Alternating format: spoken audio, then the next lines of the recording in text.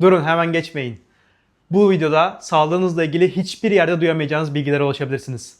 Ben Doktor Yusuf Ahmet Rudakul. Hacettepe İngilizce Tıp Fakültesinden mezun oldum. Daha önce tam 4 kez tıpta uzmanlık sınavını yüksek puanlarla kazandım. Ve şu anda özel muayenehanemde hastalarıma tamamlayıcı tıp yöntemleriyle çözümler sunuyorum. Öncelikle video açısından geliştirmemi istediğiniz şeyleri lütfen yorumlara yazın. Daha video çekmekte yeniyim. O yüzden sizin geri dönüşleriniz benim için çok önemli. Bu hafta Instagram'dan gelen soruları cevaplayacağız.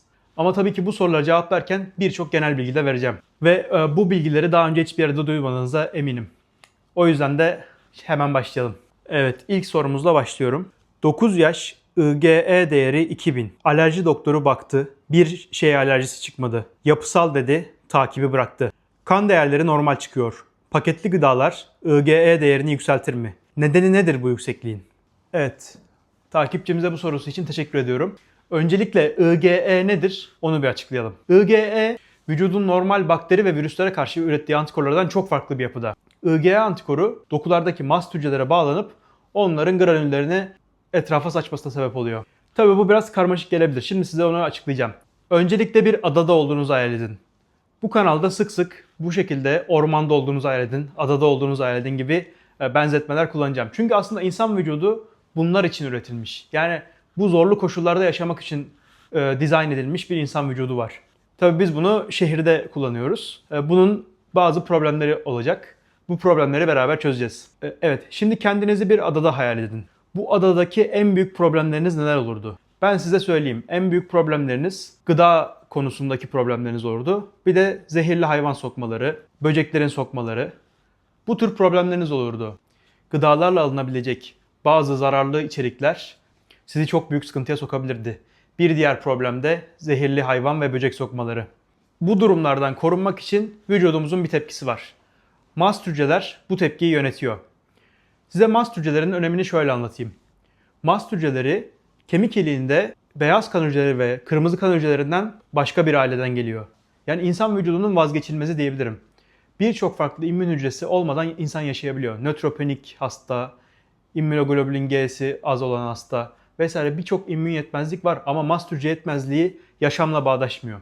Birazdan anlatacağım şeyler zaten bunu da size daha çok açıklayacak. Evet, mast hücreler ne yapar? Herkesin başına gelebilecek bir şeyden bahsedelim önce. Mesela bir sinek soktu. Sinek soktuktan sonra o bölgede şişme ve kızarıklık oluşur değil mi? Bunu mast hücrelerimiz yapıyor. Nasıl yapıyor? Sinek soktuğunda veya başka bir canlı bizi soktuğunda oradaki zehri sınırlandırması gerekiyor ve sinirlere ulaşmasını engellemesi gerekiyor. Aynı şekilde kana karışmasını da engellemesi gerekiyor. Ve bu yüzden de mast hücremizin içinde bazı granüller var. Granül dediğimiz şey bu enzimlerin, silahların paket halinde olduğunu düşünün. Bu paketleri o bölgeye salıyor. Salınan bu paketlerden çıkan enzimler ve histamin kan damar geçirgenliğini arttırıyor. Bu damar geçirgenliği arttırınca immün hücrelerin buraya gitmesi daha rahat oluyor ve daha da önemlisi sıvının bu bölgeye gelmesi de rahat oluyor. Ve bu sayede o bölge şişiyor. Şişince zehrin damara ve sinire gelmesi aslında biraz seyrelmiş gibi oluyor. Zehir böyle düşünebilirsiniz. Damara ve sinire gelmesi zorlaşmış oluyor. Bu durumda o bölgede kızarıklık, şişkinlik görebiliriz. Aynı şekilde o bölgedeki sıvının daha çok birikmesi için biliyorsunuz ki derimizde normalde kolajenler var. Diğer proteinler var. Ve bir hücre dışı matrix, hücre dışı ağ var. Ve tabii ki bu ağ sıvının orada birikmesine aslında aykırı bir durum. Bu yüzden mastelin granüllerinde bu proteinleri parçalayan enzimler de var. Bu sayede o bölgede ekstraselüler matriksimiz yani hücre dışı kolajenlerimiz yıkılıyor. Sıvı da damardan o bölge geçtiği için o bölge şişiyor.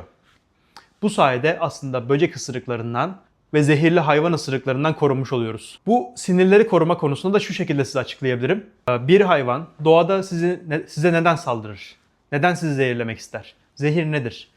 Doğada zehrin iki farklı formu var. Birinci nedeni sizden korktuğu için sizi zehirleyip sizi hareketsiz bırakıp kaçma yönünde bir zehirleme. Yani sizi tehdit olarak algıladığı için yaptığı bir zehirleme canlıların. Diğer neden ise sizi yemek için hareketsiz bırakıp sonra rahatlıkla yiyebileceği zehirleme türü. Konumuza dönelim. Biraz dağıldık. Tabii konu geniş olunca insanın anlattıkça anlatısı geliyor. Yani mast hücreler çalışınca ne oldu bu bölgede? Sıvı damardan dokuya gitti. O bölge şişti. İmmün hücreler oraya göç edebildi. Bu sayede immün cevap oradaki zehri veya oradan giren yabancı maddeleri kısıtlamış oldu. Ve bu yanıt fark ettiyseniz saniyeler içerisinde gerçekleşiyor.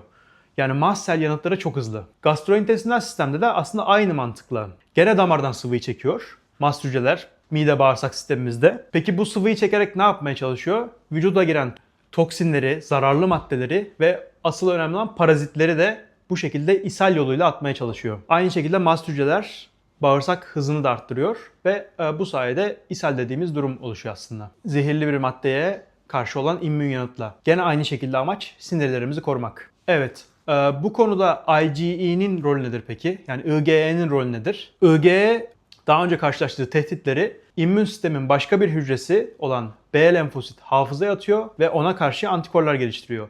Bu sayede mast hücreler daha rahat işini yapabiliyor ve hızla tepki verebiliyor. Yani IgE'nin temel görevi aslında mast selleri ve eozinofilleri, ileride anlatacağımız eozinofillerin çalışmasını kolaylaştırmak diyebiliriz. Evet, peki mast hücre normal görevini yerine getiremezse ne olur? Mast hücrenin normal görevi dediğim gibi böcek ısırıkları, hayvan ısırıkları ve bağırsağımıza dışarıdan aldığımız parazitler, toksinler ve diğer zararlı maddelerin ishal yoluyla, sıvı yoluyla dışarı atılması. Peki bunlar hayatımızda yoksa biz modern bir insanız. Peki bizim vücudumuzdaki mast hücrelerinin rolü ne olabilir? Bizim vücudumuzda mast hücreleri alerjiye aslında sebep oluyor. Ve aynı şekilde anafilaksiye sebep olabilir. Normalde bu kadar güçlü bir sistem, bizi hayatta tutan sistem, modern hayatta hiçbir düşman bulamayınca kendine bu sefer yanlış maddeleri düşman zannetmeye başlıyor. Mesela süt alerjisini düşünelim. Süt proteini sanki zararlı maddelermiş gibi algılanabiliyor vücutta ve mast hücrelerinin hızlı tepkisi sonucunda kandan sıvı çeker demiştik ya. Bu sıvıyı biraz fazla çekiyor ve ani tansiyon düşmelerine yol açabiliyor. Aynı şekilde sıvıyı kandan solunum yollarına çekebilir ve solunum yollarında ödem ve daralmaya sebep olabilir. Ve bu da aslında anafilaks dediğimiz tablonun nedenini açıklıyor. Bu kadar gelişmiş bir savunma mekanizmasını süte karşı, yer fıstığına karşı kullanınca maalesef çok kötü sonuçlara yol açabiliyor. Ve bu tepkinin çok hızlı olması aslında şöyle bir olumsuzluğu da beraberinde getiriyor. Mesela hastaneye yetişemedi, hastaneye yetişse bile çok geç olduğu gibi şeyler duyabiliyoruz anafilaksi durumlarında. Ve anafilaksi maalesef modern hayatın bize getirmiş olduğu çok kötü bir durum. Bir kalp krizi belki daha kolay kurtarılabilir bir durumdur. Anafilaksiye giren insanın yaşamın sonuyla burun buruna gelmesi çok daha hızlı oluyor maalesef. Evet, IgE değerlerini bu şekilde açıklamış olduk. Şimdi diğer sorumuza geçelim. Her hava kullanım sonucu deride döküntü, kulaklarında ve lenf bezleri şişer. Bu ne kadar sürer? 7 yaş. Tabii hasta hakkında çok fazla bir bilgimiz yok. Ama hava kullanıyorsa belki astım olabileceğini düşünüyorum. Ben astım hakkında size genel bir bilgi vereyim. Astım hastalığı eozinofillerin ön planda olduğu bir hastalık. Peki eozinofil ne diyeceksiniz? Eozinofil de immün sistemin bir başka üyesi. Demin mast hücreleri anlatmıştık. Mast hücreleri daha hızlı aktive olan bir üye ve vücudun dediğim gibi derisinde ve mide bağırsak sisteminin her yerinde var. Eozinofiller ise bundan biraz farklı. Eozinofiller daha çok hedefe odaklı bir bağışıklık sistemi üyesi ve eozinofillerin vücuttaki bulunmasının tek sebebi parazitlerle savaşmaktır. Yani eozinofil eşittir parazit. Eozinofillerin granüllerinde yani silahlarını depoladığı keseciklerde sadece parazitlerle savaşmak için olan proteinler ve enzimler var. Ve bu tabii ki akla şu soruyu getiriyor. Vücudumuzda hiç parazit yok. Bu eozinofiller ne yapacak? Bu durumda eozinofiller kendilerine yeni meşgaleler arıyor diyebiliriz. Ve eozinofillerimiz kendi kendine yeni görevler buluyor. Hiç parazit olmadığı için vücutta hava yollarına gidiyor ve astım oluşturuyor. Burun mukozasına gidiyor, alerjik rinit oluşturuyor. Damarlarımıza saldırıyor, eozinofilik granulomatozis with polyangiitis oluşturuyor. Vücudun her yerine gidebiliyor, hipereozinofilik sendrom oluşturabiliyor. Yemek borusuna gidiyor, eozinofilik özofajit oluşturuyor. Bunların hepsini hayali parazitlerle savaştığı için yapıyor. Mesela size şöyle açıklayayım. Bir astım hastası öksürür değil mi? Neden öksürür? Hiç düşündünüz mü? Aslında eozinofillerin burada bize anlatmak istediği şey, hani vücuda parazitler giriyor, ben de onları öksürerek atıyorum. Solunum yollarını daraltarak onların girmesine engel olmaya çalışıyorum gibi bir amacı var. Yani burada eozinofillerimiz hayali parazitleri, olmayan şeyleri öksürerek atmaya çalışıyor. Ve göç ettiği hava yollarında astımın derecesine göre basit bir soğuktan veya egzersizden parfüme herhangi bir tetikleme olduğu zaman eozinofiller aktif oluyor ve hava yollarını daraltıp öksürme gibi tepkiler yol açıyor. Astım hastasının her öksürmesi hayali parazitleri solunum yollarından atmaya çalışmasıdır. Veya alerjik rinit hastalarında aynı şekilde nazal mukozada eozinofiller var. Bu da burun akıntısıyla parazitlerin girişini engellemek gibi bir hayali amaca hizmet ediyor. Ama tabii gerçekte bir parazit olmadığı için bize hastalık olarak karşımıza çıkıyor. Normalde bağırsakta yaşaması gereken öznofiller bu şekilde vücudun geri kalan taraflarında hastalıklara yol açacak şekilde dağılmış oluyor.